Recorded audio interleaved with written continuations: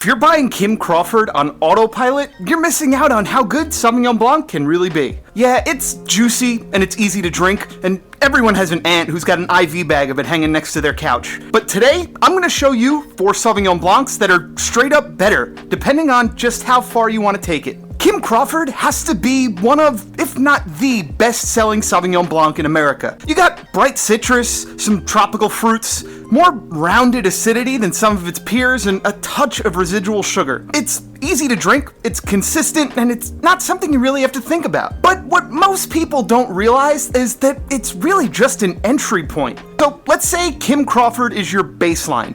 Here's what to do next. If you want kind of a lateral move, something around the same price point, I would point out Otto's Constant Dream Sauvignon Blanc, or OCD Sauv Blanc. On the nose, you get passion fruit, pineapple, and citrus, so it's still very much Marlboro, but a little bit more tropical than Kim Crawford. This bottle is super fresh and has a nice mineral backbone to it. This is the easiest first step to get outside the Kim Crawford bubble, both on your wallet and on your palate. Now, if you want to step it up, Cloudy Bay is the classic upgrade. This is another one of those Sauvignon Blancs that absolutely put Marlboro on the map. You're getting big aromatics, passion fruit, grapefruit, apricot, and layered in is stuff like elderflower and green pepper. So it's not just fruit.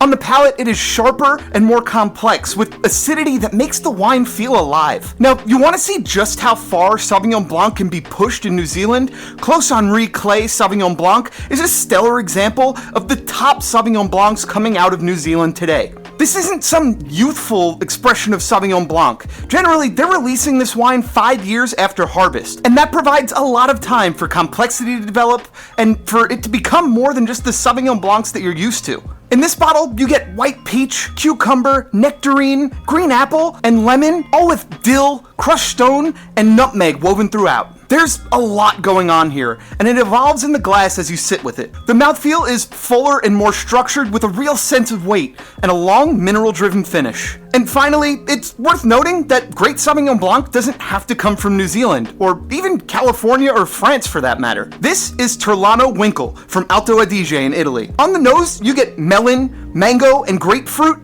but also some fresh herbs, candied ginger, and that clean alpine minerality. The mouthfeel is vibrant and structured with crisp acidity and a really clean, focused finish.